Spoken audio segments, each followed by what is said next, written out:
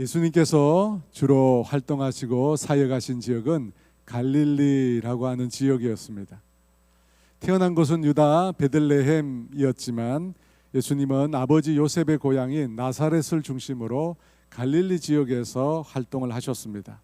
1절 상반부에 그 후에 예수께서 각 성과 마을에 두루 다니시며 라고 합니다. 그 후에 다니셨다고 합니다. 누가복음 4장에서 7장까지 요한으로부터 세례를 받으신 이후에 나사렛, 가브나움, 나인성 같은 갈릴리 지역을 다니시면서 예수님께서 복음을 전하셨습니다. 그리고 그 후에 또 다시 예수님께서 갈릴리 각 성과 마을을 두루 다니신 것입니다. 두 번째로 예수님께서 그곳들을 방문하신 것입니다. 물론 이전에 가지 않았던 것도 예수님께서 새롭게 방문하셨을 것입니다. 그런데 왜 한 번만으로 부족했을까요? 왜 사마리아와 유다 다른 지역들도 있었을 텐데 왜 굳이 예수님은 갈릴리 지역을 또다시 두루 다니신 것일까요? 사도행전 8장에 보면 예루살렘 교회에 큰 핍박이 일어나서 사도회의 모든 제자들이, 모든 성도들이 각지로 흩어지게 됩니다. 흩어진 사람들이 시리아 안디옥에 이르러 그곳에 복음을 전하고 교회를 세우게 됩니다. 여러분, 그 교회가 신학에 나오는 두 번째 교회, 시리아 안디옥 교회입니다. 예루살렘 교회에서 그 교회로 목회자를 파송하는데 그의 이름이 바나바였습니다. 바나바는 그곳에 파송을 받아 와서는 다소에 가서 사도 바울을 데리고 와서 두 사람이 함께 1년간 그 교회에서 목회를 하게 됩니다.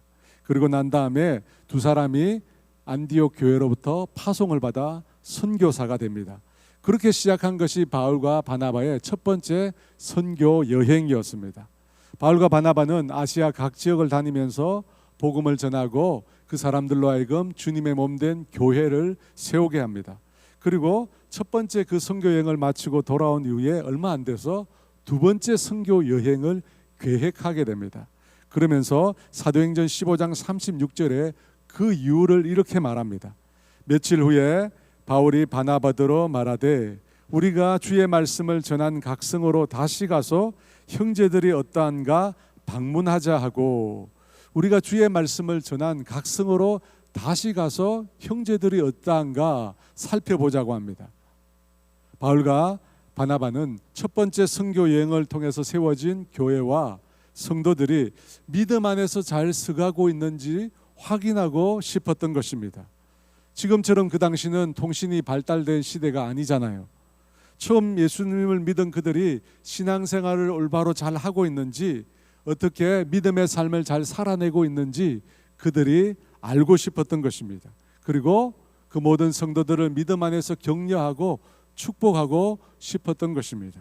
바로 그 이유 때문에 방문한 지역을 또다시 방문하게 된 것입니다. 오래전에 사역했던 교회에서 선교한 지역이 있었는데 그곳은 티벳 라사라고 하는 지역이었습니다. 제가 그 교회에 부임했을 때 청년들이 이 티벳 선교를 다녀와서 너무나 행복해하고 있었습니다. 왜냐하면 그곳에 가서 복음을 전했는데 티벳의 한 자매가 예수님을 만나고 믿게 된 것입니다. 여러분, 얼마나 귀한 것입니까? 티벳이라는 지역이 얼마나 멉니까? 그리고 그곳 수도 라사는 해발이 3,500m나 됩니다. 공기가 너무 부족해요. 그런데 그곳에 가서 복음을 전했는데 한 영혼이 예수님을 믿고 예수님께로 돌아온 것입니다. 여러분, 얼마나 그 영혼이 귀합니까? 그런데 문제는 그 자매를 잘 돌보지 못한 것입니다. 복음을 전하는 것까지는 좋았는데 그 자매가 계속해서 신앙생활을 할 수 있도록 다른 선교사님들이나 교회에 연결하지 못했던 것입니다.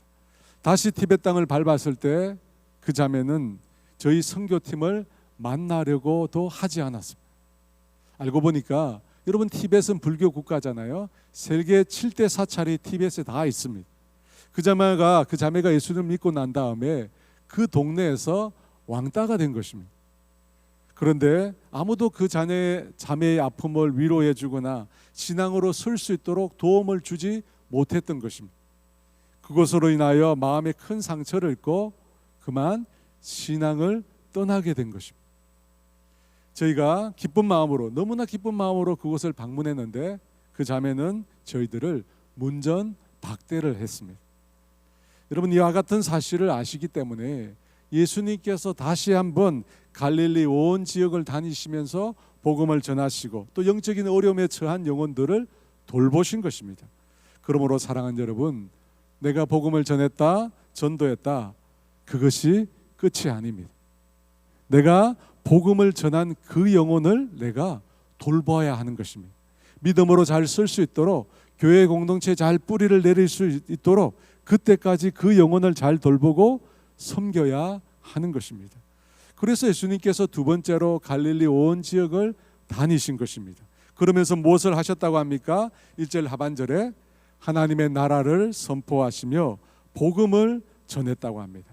하나님 나라를 선포하시고 복음을 전했다고 합니다. 하나님 나라라고 하는 것과 복음을 따로 표현했는데 누가복음 4장 43절에 보면 그것을 붙여서 말합니다. 예수께서 이르시되 내가 다른 동네들에서도 하나님의 나라 복음을 전하여야 하리니 나는 이 일을 위하여 보내심을 받았노라 하시고 하나님의 나라 복음이라고 합니다. 이것을 전하기 위해서 예수님께서 하나님으로부터 보내심을 받았다고 합니다. 여러분, 두 가지 핵심적인 단어가 있잖아요. 하나님의 나라 복음이라는 단어입니다. 먼저 하나님의 나라라고 합니다. 여러분, 이 말이 무슨 뜻일까요? 하나님의 나라. 쉬운 말로 마태복음에서는 이 하나님의 나라를 천국이라고 합니다. 천국. 여러분, 천국 하면 무엇이 떠오릅니까?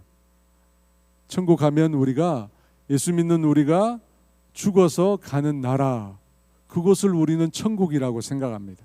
하나님이 계신 곳, 하나님의 영광으로 가득한 곳, 우리가 그곳에서 영원히 산다, 그렇게 우리가 믿고 있잖아요. 그런데 그 말은 하나님의 나라 천국이라는 말에 조그만 의미에 불과합니다.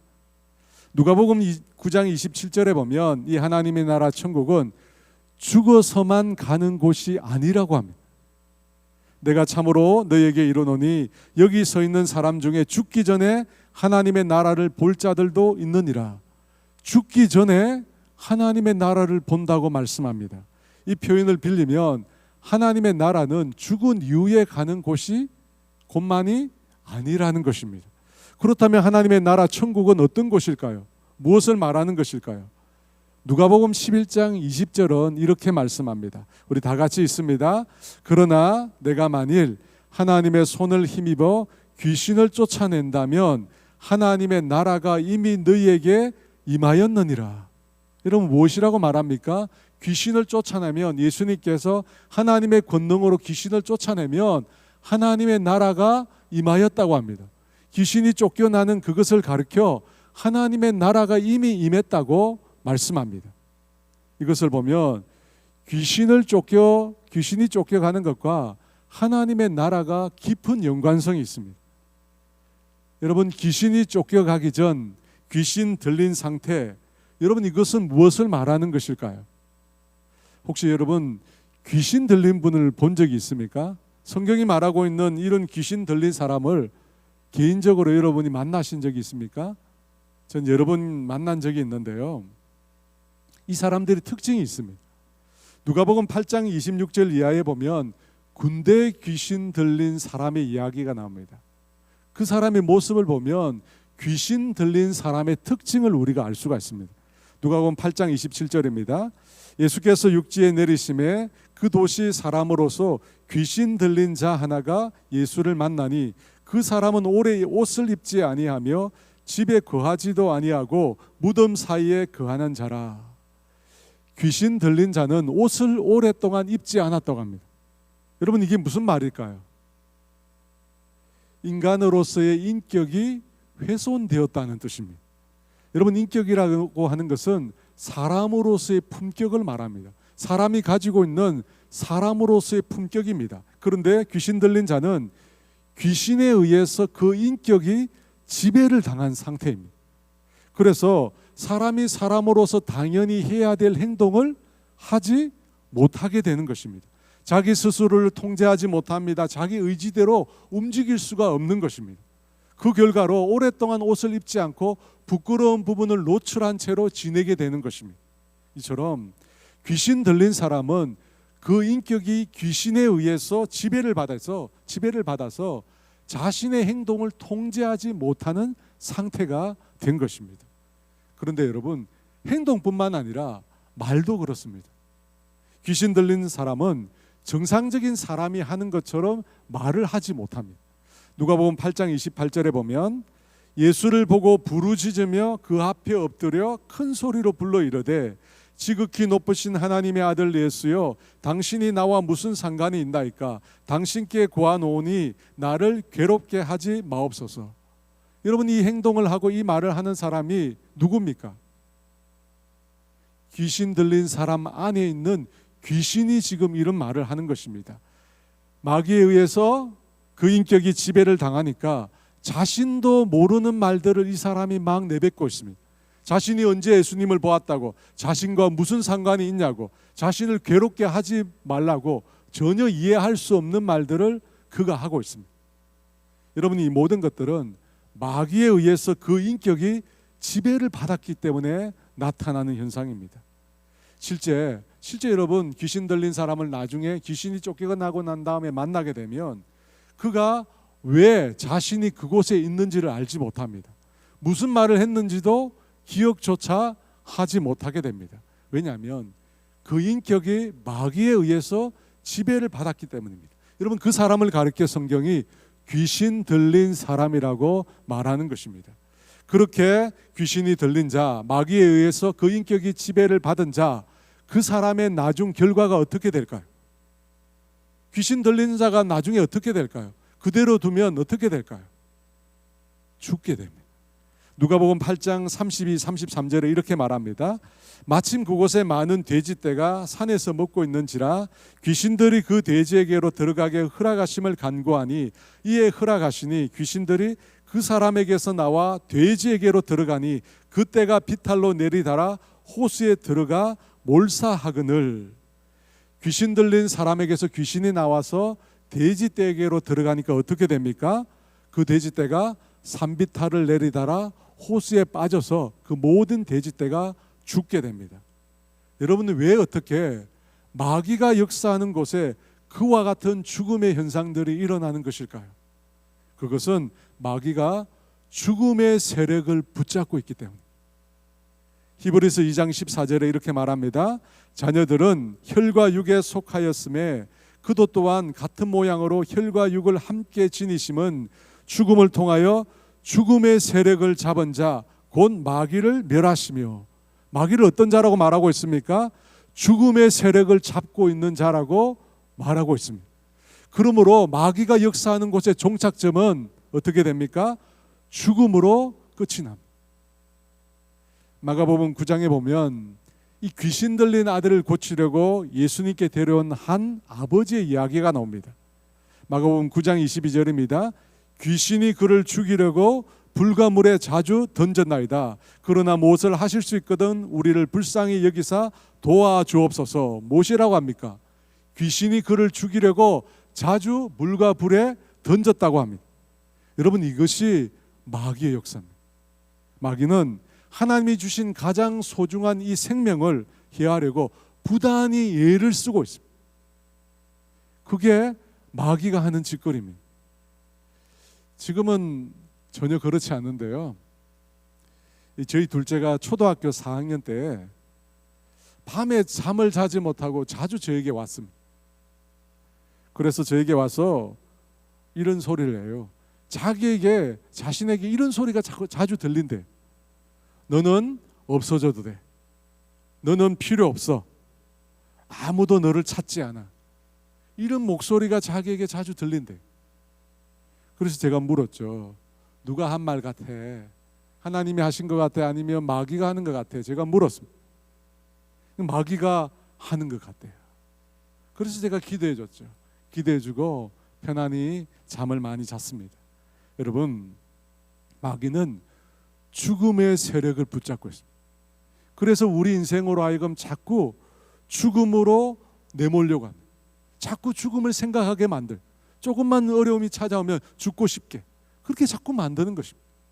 여러분, 그것이 왜 그러냐면 우리 인생을 죽게 만드는 것이 마귀의 최종적인 목표이기 때문에. 왜 예수님께서 갈릴리 각성과 마을을 두루 다니시면서 하나님의 나라를 선포하셨을까요? 그 이유가 무엇일까요? 그곳에 마귀의 세력에 붙잡힌 자들이 있었기 때문입니다. 그들의 인격이 마귀의 지배를 받고 있던 사람들이 있었기 때문입니다. 그래서 예수님께서 그곳에 가신 것입니다. 2절 하반절에 이렇게 말씀합니다. 7 귀신이 나간 자 막달라인이라는 마리아라고 말합니다. 이 막달라라고 하는 곳은 갈릴리 호수 서쪽 디베랴 북쪽 4km에 위치한 성 이름입니다. 성 이름이에요. 그곳에 7 귀신 들린 여인이 있었다는 것입니다. 그녀는 마귀에게 자신의 인격을 완전히 빼앗긴 상태였습니다. 그런데 예수님께서 그 7 귀신을 그녀에게서 내쫓아 주신 것입니다. 그때 그것을 가리켜 성경이 뭐라고 이야기하냐면 하나님의 나라가 임했다는 것입니다. 귀신이 쫓겨간 그 상태를 가리켜 뭐라고 이야기했느냐면 하나님의 나라가 그녀에게 임했다는 것입니다. 누가복음 11장 20절입니다. 그러나 내가 만일 하나님의 손을 힘입어 귀신을 쫓아낸다면 하나님의 나라가 이미 너희에게 임하였느니라. 예수님께서 하나님의 손으로 능력으로 귀신을 쫓아내신다고 합니다. 그러면 그렇게 되면 하나님의 나라가 임한다는 것입니다. 곧 마귀에 의해서 지배를 받고 있던 상태에서 자유롭게 된다는 것입니다. 해방하게 된다는 것입니다. 여러분, 그것이 곧 하나님의 나라가 임했다는 뜻입니다. 마귀의 세력을 쫓아내고 마귀의 지배를 받던 자들이 이제 하나님에 의해서 자유롭게 된 것입니다. 더 이상 마귀가 아니라 하나님의 다스림을 받게 된 상태가 되었다는 것입니다. 여러분, 그것을 가르쳐 성경이 하나님의 나라가 임했다고 말하는 것입니다. 제가 이렇게 말씀을 드리면 이런 분이 꼭 있어요. 목사님, 저는 마귀의 지배를 받은 적이 없습니다.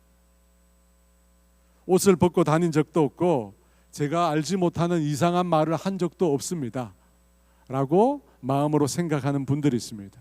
물론 거의 대다수의 사람들은 마귀에게 그 인격이 지배당하는 일이 없습니다. 거의 대부분은 그렇게 되지 않습니다.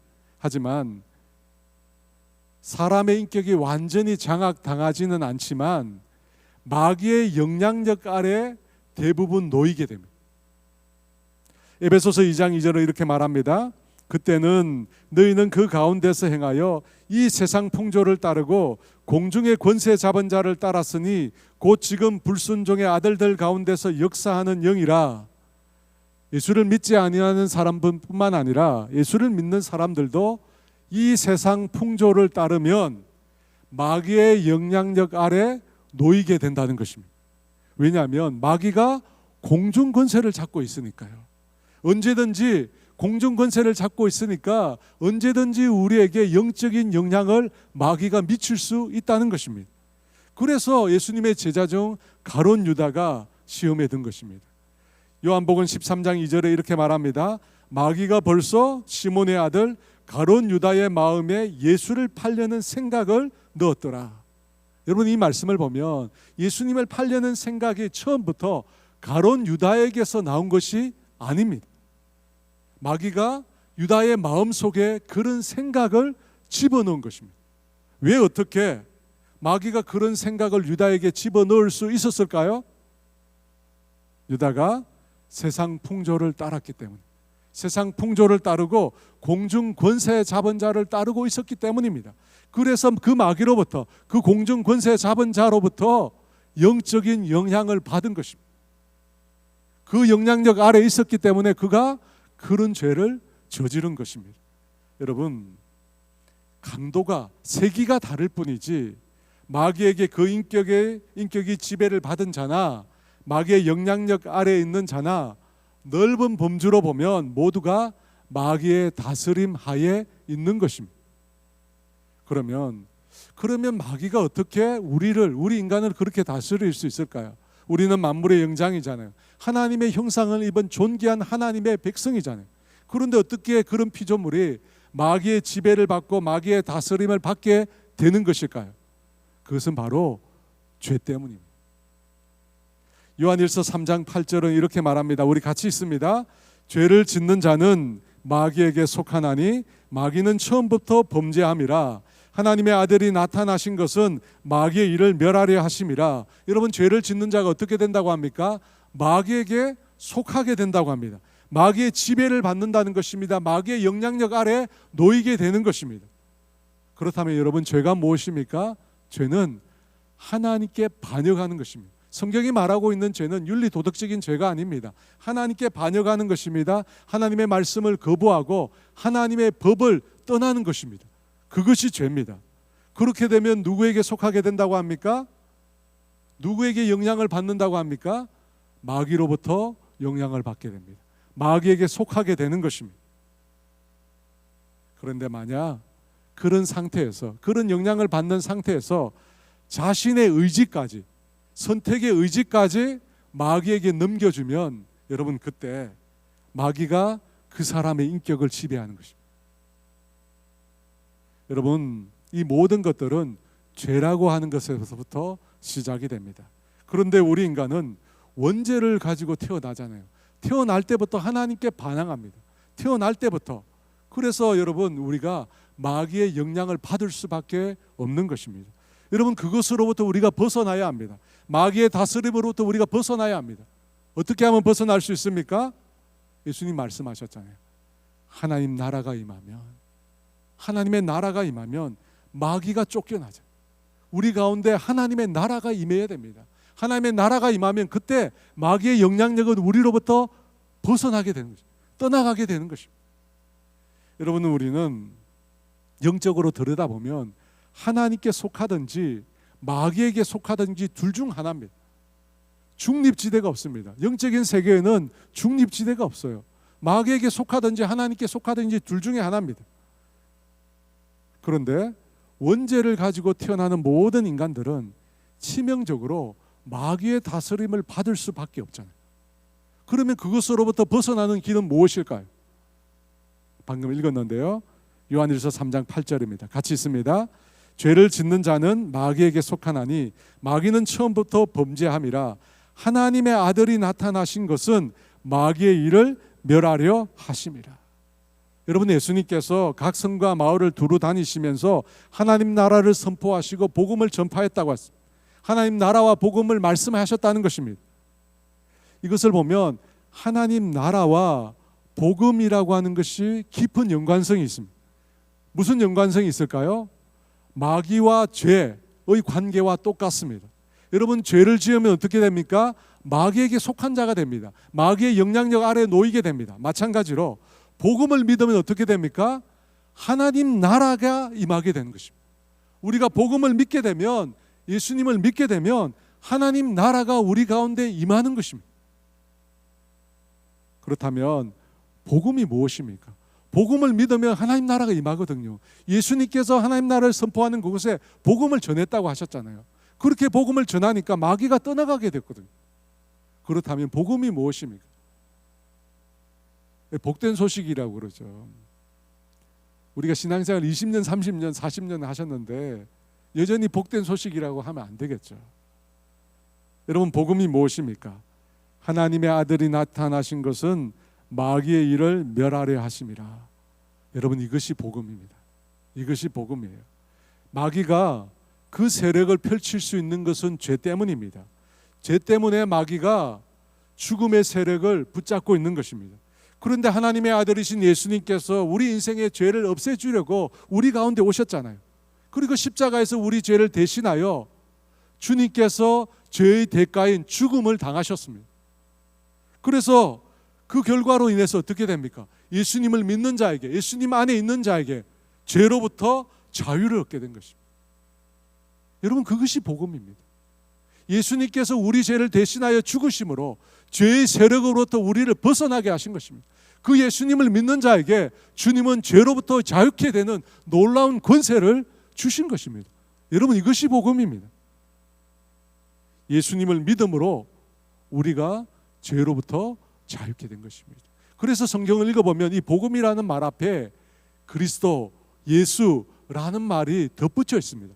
예수 그리스도의 복음이라고 적혀 있다는 것입니다. 왜 그렇습니까? 예수님으로 말미암아 우리 인생이 죄로부터 자유롭게 되었기 때문입니다. 예수님 안에 있는 자에게는 더 이상 마귀가 그 영향력을 펼칠 수 없기 때문입니다. 로마서 8장 1절에 그래서 이렇게 말씀합니다. 같이 있습니다. 그러므로 이제 그리스도 예수 안에 있는 자에게는 결코 정죄함이 없나니. 마귀가 우리에게 영향을 미칠 수 있는 근거, 죄가 예수 안에 있는 자에게는 사라졌기 때문입니다. 사라졌기 때문에 더 이상 우리를 다스릴 수 없게 된 것입니다. 우리를 지배할 수 없고 우리의 인격을 억압할 수 없는 것입니다. 그와 같이 마귀가 우리를 지배하는 그 죄를 없애주신 분이 바로 예수 그리스도이십니다. 예수님께서 그 일을 행하신 것입니다.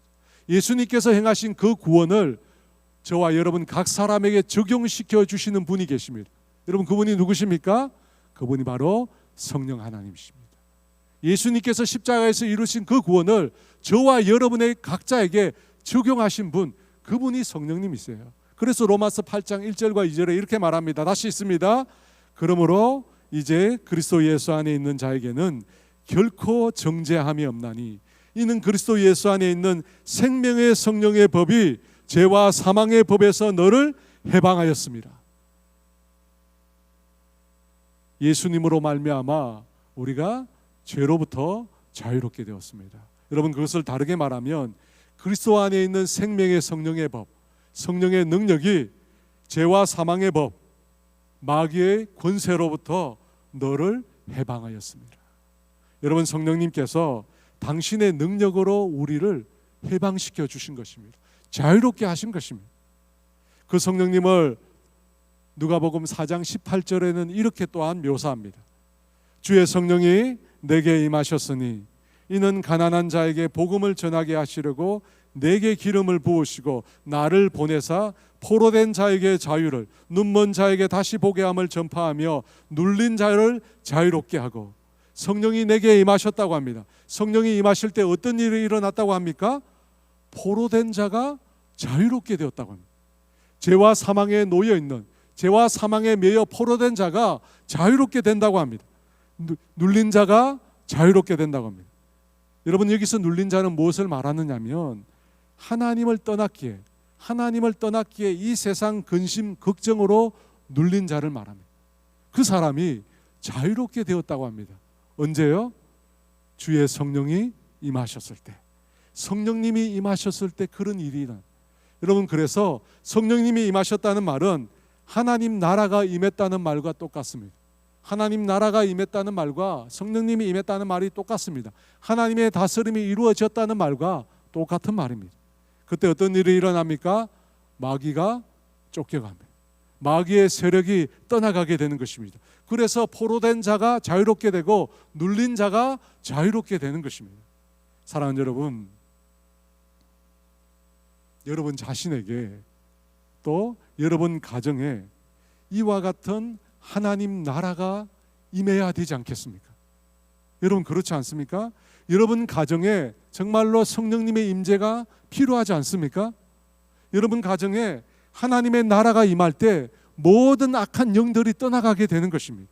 악한 영이 지배한 모든 눌림과 매임으로부터 우리가 자유롭게 되는 것입니다. 죄와 사망으로부터, 죄책감으로부터 우리 모두가 자유롭게 되는 것입니다. 여러분 세상 근심과 온갖 걱정으로부터 우리가 자유롭게 됩니다.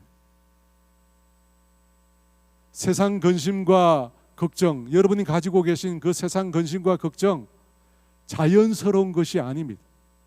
많은 세상 사람들이 그런 얘기를 합니다. 모두가 이 세상 살아가면서 근심하고 걱정한다고 이야기합니다. 그래서 마치 여러분이 품고 있는 그 근심과 걱정이 모든 사람에게 임하는 자연스러운 것이라고 생각하는 경향이 있습니다. 여러분 과연 그럴까요? 근심과 걱정이 자연스러운 것일까요? 당연한 것일까요? 그렇지 않습니다.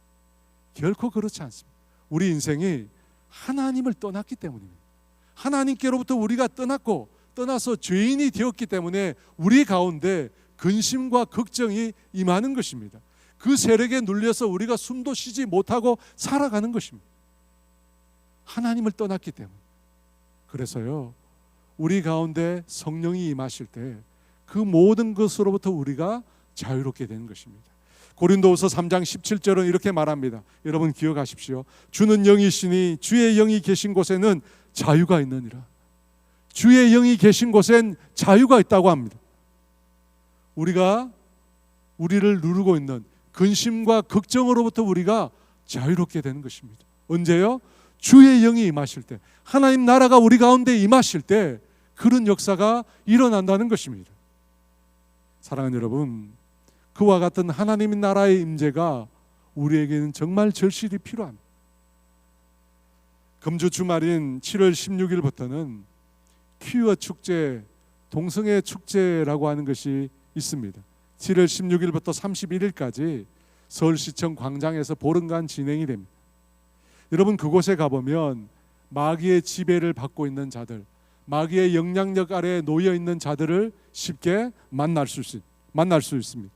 겉으로는 여러분 성적인 자유를 외치지만 여러분 그 속에 들어가 보면, 그 뒤를 쳐다보면 마귀의 지배 가운데 엄청난 고통을 겪고 있는 사람들이 수없이 많이 있습니다. 겉으로는 여러분 그 사람들이 외쳐요. 성적인 자유를 외쳐요. 그런데 뒤돌아가 보면 그 고통으로 인하여 숨쉬지도 못하고 고통 가운데 있는 수없이 많은 영혼들이 있어요. 마귀의 다스림 때문에 그 인격이 철저히 억압받고 고통스러워 신음하는 영혼들이 너무나 많이 있습니다. 여러분 제가 말씀드렸잖아요. 의지를 바쳐서 마귀에게 복종하면 그 인격 속으로 마귀가 들어오는 거예요. 우리의 의지를 들이면요, 마귀가 우리 인격 속으로 들어와요. 그리고 그 사람을 지배합니다. 지배하기 시작하면 그것으로부터 벗어나기가 얼마나 어려운지 모릅니다. 그런데 수없이 많은 사람들이 그곳에 가면 그 사람들을 볼 수 있어요. 겉으로 멀쩡해요. 근데 밤만 되면, 시간만 지나고 나면 수없이 많은 사람들이 고통에서 신음하고 있습니다. 어떻게 그들을 건져낼 수 있을까요? 오직 하나님의 영이 임하셔. 하나님 나라가 임하여, 하나님의 다스림이 그들 가운데 임할 때 그곳으로부터 자유롭게 되는 것입니다. 해방되게 되는 것입니다. 그 죄악으로부터 벗어날 수 있는 것입니다. 그러므로 여러분 우리가 많이 기도해야 돼요. 여러분 정오를 감고 기도하지 마시고 긍휼을 품고 마귀의 지배 가운데 고통받고 있는 그 영혼들을 위하여 예수님의 능력으로, 성령님의 능력으로 자유롭게 되기를 여러분 함께 기도해 주시기 바랍니다. 여러분 우리가 기도할 때 그들 가운데 회개가 터져나오게 될 것이고요, 예수님의 속죄가 그들 가운데 받아들여질 때, 예수님의 보혈이 그들 가운데 흐르게 될 때 마귀의 세력은 힘을 잃게 될 것이고 그들이 주께로 돌아오는 놀라운 역사가 일어나게 될 줄 믿습니다. 여러분 그것을 위해서 여러분 꼭 기도해 주시기 바랍니다. 예수님께서 그것을 위하여 갈릴리 각 성과 마을을 다니시면서 하나님 나라를 선포하고 복음을 전하신 것입니다. 여러분 그때 어떤 일이 일어났을까요? 누가복음 8장 2절과 3절입니다. 같이 있습니다. 또한 악귀를 쫓아내심과 병고침을 받는 어떤 여자들, 곧 7 귀신이 나간 자 막달라인이라 하는 마리아와 헤롯의 청지기 구사의 아내 요한나와 수산나와 다른 여러 여자가 함께하여 자기들의 소유로 그들을 섬기더라. 여러분 2절과 3절 말씀을 보면 강조하는 것이 있습니다. 무엇을 강조하고 있습니까? 악귀를 쫓아내심과 7 귀신이 나간 자를 강조하고 있습니다. 하나님의 나라를 선포하고 복음을 전하니까 그런 일들이 일어난 것입니다. 예수님께서 악귀를 쫓아내시는 중에 7 귀신 나간 한 여자가 있었다고 합니다. 그녀의 이름은 막달라인이라고 하는 마리아라고 합니다. 여러분 성경에 보면 이 여인들의 이름이 구체적으로 나온 경우가 드뭅니다. 대부분 이 여자들은 익명으로 많이 등장했습니다. 그런데 누가복음에 보면 이 여인들의 이름이 참 많이 나옵니다. 그래서 누가복음을 여인들의 복음서라고 부릅니다. 막달라인 마리아는 막달라라고 하는 성 출신의 여인이라고 했습니다. 그런데 그녀는 7 귀신이 들렸었다고 합니다. 한두 귀신이 아니에요. 한두 마리도 아니고 7 귀신이 그녀를 붙잡고 있었습니다.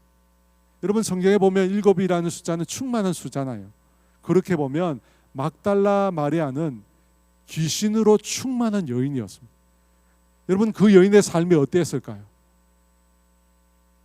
앞서 군대 귀신 들린 자처럼 옷을 벗고 집을 떠나 무덤가에 머물러 있었을 수도 있습니다.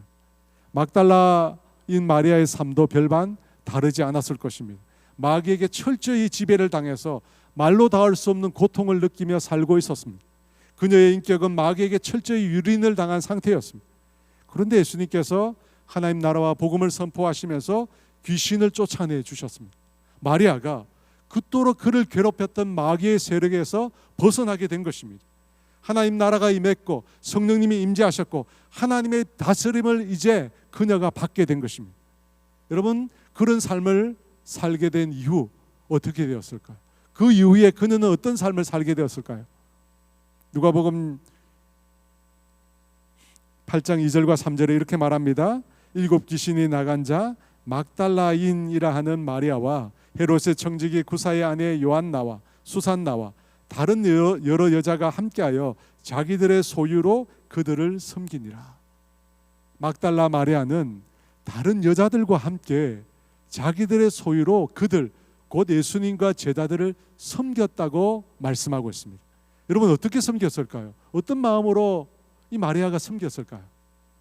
지난주에 말씀을 나눈 바리새인 시몬의 집에 들어간 한 여인과 같이 섬겼을 것입니다. 자신의 소중한 눈물병을 부어서 예수님의 더러운 발을 적시고 자신의 소중한 머리카락을 풀어서 예수님의 발을 닦았습니다. 자신에게 가장 소중한 것으로 예수님을 환대했습니다. 또 자신의 소중한 입술로 예수님의 그 더러운 발을 입맞춤으로 예수님을 향한 사랑을 표현했습니다. 예수님을 향한 헌신과 충성을 표현했습니다. 그리고 오랜 시간 준비한 값비싼 향유 옥합을 깨뜨려서 예수님의 발에 부어드렸습니다. 가장 값진 그 향유보다 예수님이 훨씬 귀한 분이심을 그것을 통해서 고백했습니다. 아마 이 여인의 삶과 막달라인 마리아의 삶도 다르지 않았을 것입니다.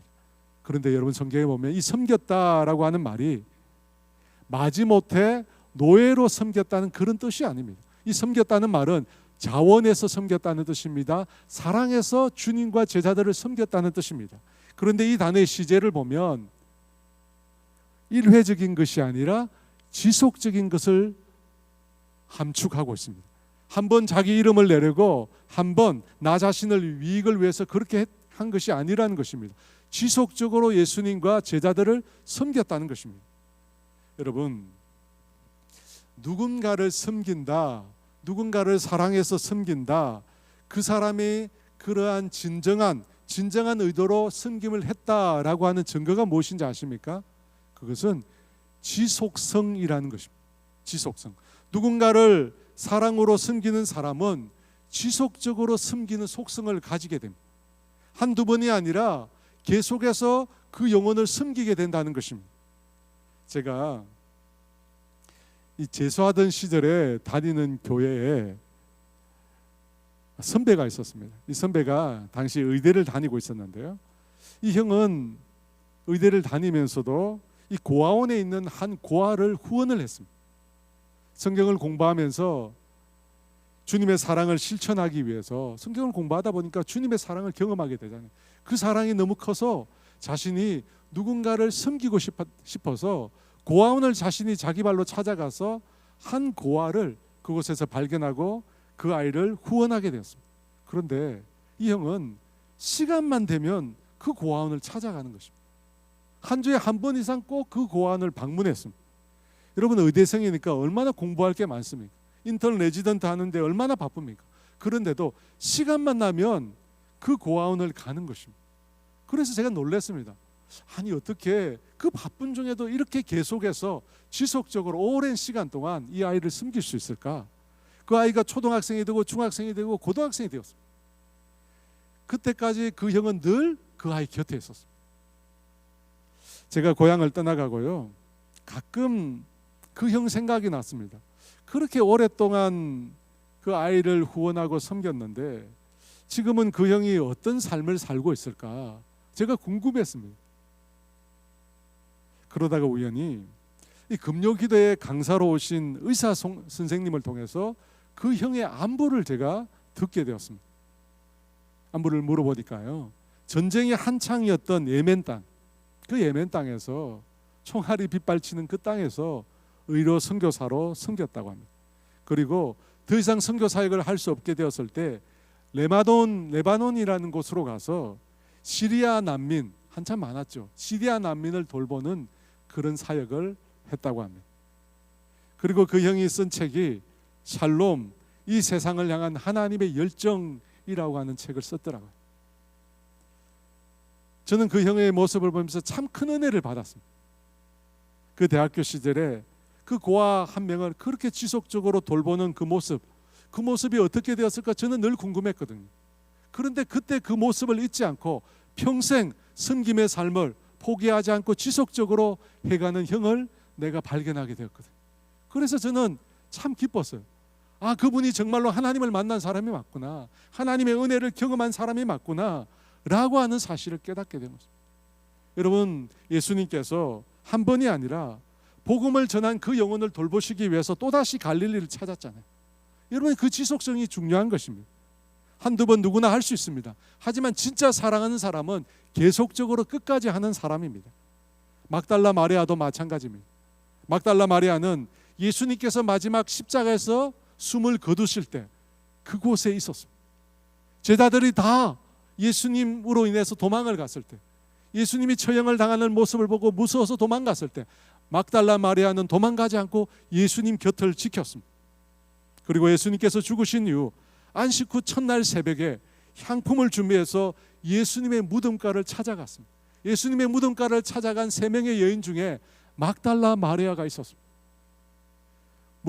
무덤가에 돌문이 있어서 예수님의 시신을 볼 수 없었음에도 불구하고, 그것을 알고 있음에도 예수님의 시신에 향품을 바르기 위해서 그 새벽에 무덤가를 그녀는 찾았던 것입니다. 그리고 그곳에서 놀랍게도 부활하신 예수님을 마리아는 만나게 됩니다. 그리고 예수님의 부활을 증언한 첫 번째 사람, 남자가 아닌 여인인 막달라 마리아였습니다. 여러분, 왜 어떻게 마리아는 그토록 주님을 떠나지 않고 지속적으로 주님을 섬겼을까요? 예수님께로부터 놀라운 은혜를 받았기 때문에. 예수님으로부터 놀라운 은혜를 받았기 때문에. 여러분, 마귀의 세력에 그 인격이 지배당하여 그 고통 가운데 있는 그녀를 예수님께서 구원해 주신 것입니다. 여러분, 그 은혜가 너무 컸기에, 여러분, 다르게 말하면 그가 받은 은혜를 그녀가 너무나 크게 여겼기 때문에, 자기에게 주신 그 하나님의 은혜를 크게 여겼기 때문에 평생 그 주님을 위하여 살 수 있었던 것입니다. 사랑하는 여러분, 저와 여러분이 받은 구원의 은혜는 어떻습니까? 여러분, 그 크기가 어떻습니까? 여러분, 저와 여러분이 받은 그 구원의 은혜도 너무나 크고 놀라운 은혜입니다. 주님은 이 세상 권세를 지닌 그 마귀로부터 우리를 구원해 주셨습니다. 우리의 죄를 통해 죽음의 세력을 잡고 있는 그 마귀로부터 저와 여러분을 구원해 주신 것입니다. 여러분, 구원하는 거 내 힘으로, 내 능력으로, 내 지혜로 할 수 없습니다.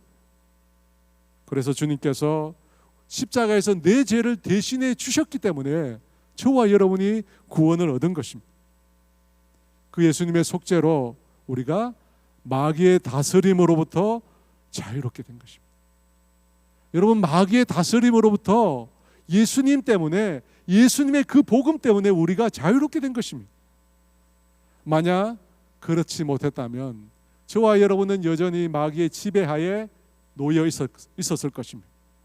여러분, 그 일이 얼마나 고통스러운 일인지 모릅니다.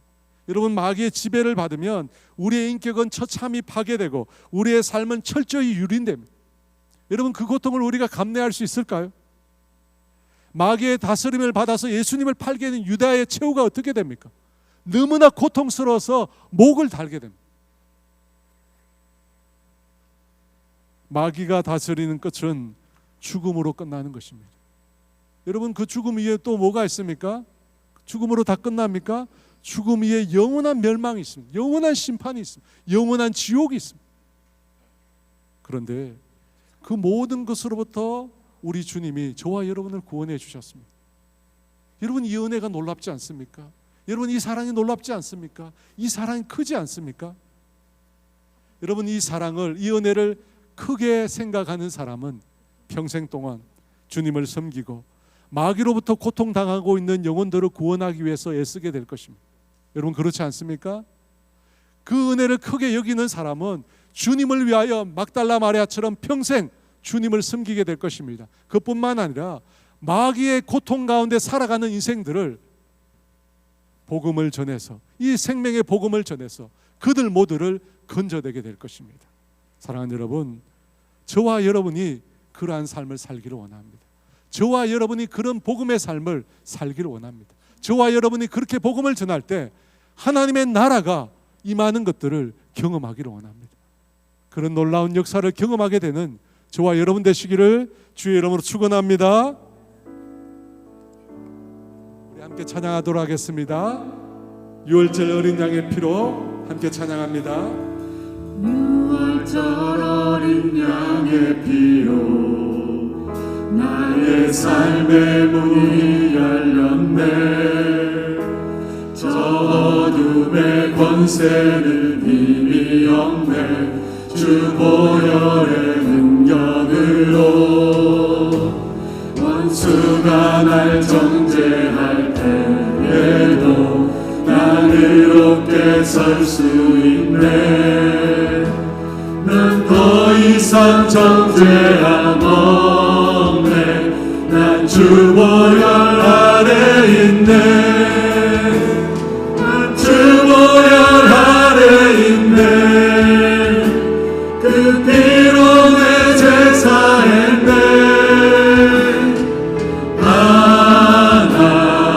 하나님의 긍휼 날 거룩해 하시었네. 난 주 보혈 아래 있네.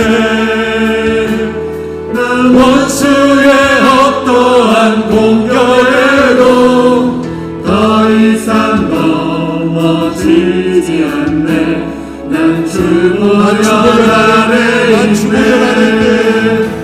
난 주 보혈 아래 있네. 그 피로 내 제사했네. 하나님의 긍휼 날 거룩해 하시었네. 난 주 보혈 아래 있네. 난 원수의 어떠한 공격에도 더 이상 넘어지지 않네. 난 주 보혈 아래 있네.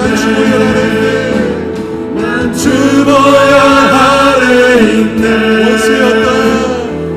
원수의 어떠한 공격에도 더 이상 넘어지지 않네. 난 주 보혈 아래 있네.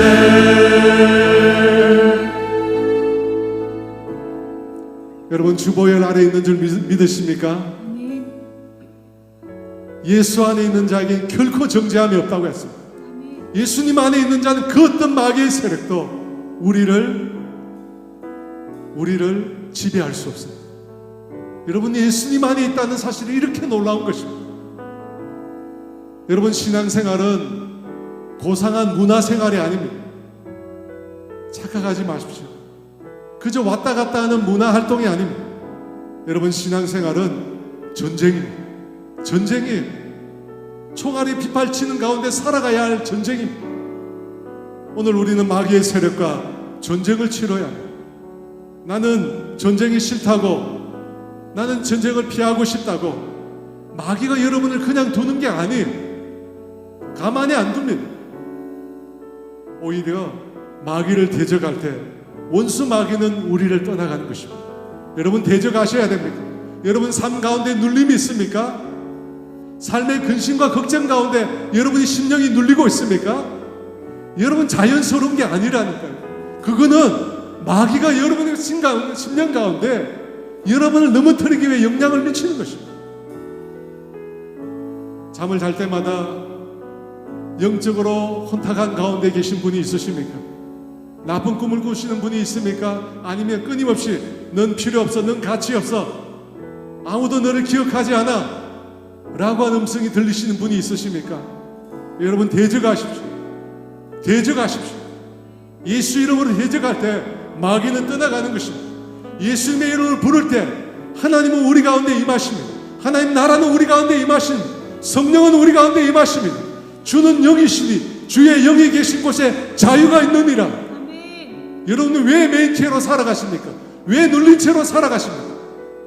예수의 이름을 부를 때 우리 가운데 성령이 임하시며 우리가 자유롭게 되는 줄 믿습니다. 여러분 이 말씀 붙잡고 예수님의 이름으로 대적합시다. 예수님의 이름으로 마귀를 대적합시다. 주여 부르고 기도합니다. 주여!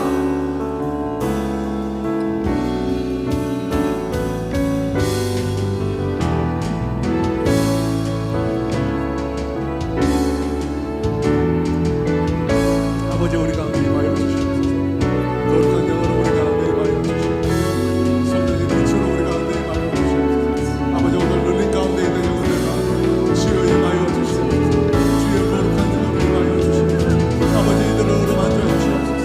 아버지 인생의 눌린 가운데 아버지 매인 가운데 아버지 살아가는 우리의 삶을 자유케 하여 주시옵소서. 주님 자유케 하여 주시옵소서. 마귀의 영향력 아래 있는 삶을 자유케 하여 주시옵소서. 마귀의 지배로부터 있는 우리를 자유케 하여 주시옵소서. 성령님 우리 가운데 임하여 주시옵소서. 아버지 예수의 복음이 예수의 권세가 우리를 자유케 했습니다. 우리를 자유케 했습니다. 주님 우리를 하여금 해방시켜 주시옵소서. 아버지 매여있지 않게 하시고 아버지 묶여있지 않게 하시고 무저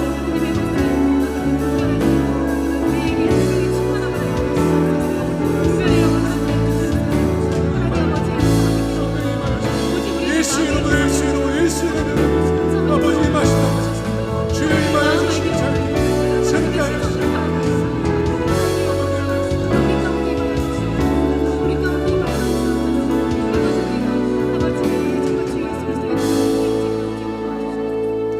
여러분 한 번 더 기도하겠습니다. 여러분 기어 축제 가운데 역사하는 마귀의 세력을 주께서 멸하여 주시고 그곳 가운데 고통받고 신음하고 아파하는 귀신 들린 자들, 귀신에 매여 있는 자들, 귀신의 영향력 아래 있는 자들 주님 자유케 하여 주시옵소서. 주님 그곳 가운데 주님 임재하여 주시옵소서. 어린 양의 보혈로 그 지역을 덮어주시고 아버지 성령께서 강력하게 임하여 주셔서 그들을 자유롭게 하여 주시옵소서. 그들을 그 죄악에서 해방시켜 주시옵소서. 하나님이 일하여 달라고 역사해 달라고 주여 부르짖겠습니다. 주여! 성령님 임하여 주시옵소서. 아버지 그곳 가운데 임하여 주시옵소서. 아버지 그곳 가운데 임하여 주시옵소서. 아버지 심한 영혼들 가운데 임하여 주시옵소서. 아버지 심한 영혼들 가운데 임하여 주시옵소서. 고통 가운데 있는 영혼들 임하여 주시옵소서. 오 주여 아버지 임하여 주시옵소서. 주여 임하여 주시옵소서. 주여 임하여 주시옵소서. 주여 임하여 주시옵소서. 주여 임하여 주시옵소서. 주여 임하여 주시옵소서. 그들은 자유하여 주시옵소서. 그들은 해방시켜 주시옵소서. 아버지 임하여 주시옵소서. 충만히 임하여 주시옵소서. 충만히 임하여 주시옵소서. 오 주여 임하여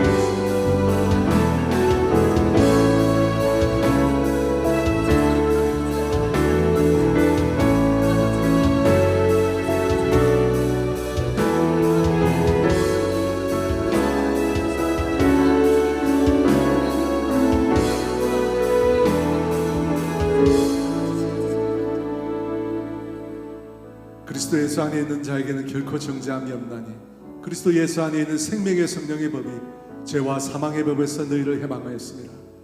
주님 우리가 예수님 안에서 해방된 줄 믿습니다. 모든 죄악으로부터 모든 죄악의 매임과 눌림으로부터 우리가 자유롭게 된 줄 믿습니다. 주님 이 시간 임하여 주시옵소서. 이 복음 가운데 주님 임하여 주셔서 사랑하는 성도들을 모든 묶임으로부터 매임으로부터 마귀의 영향력으로부터 자유롭게 하여 주시옵소서.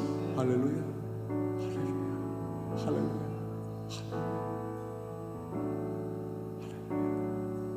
하나님, 우리는 자유롭게 된 자들입니다.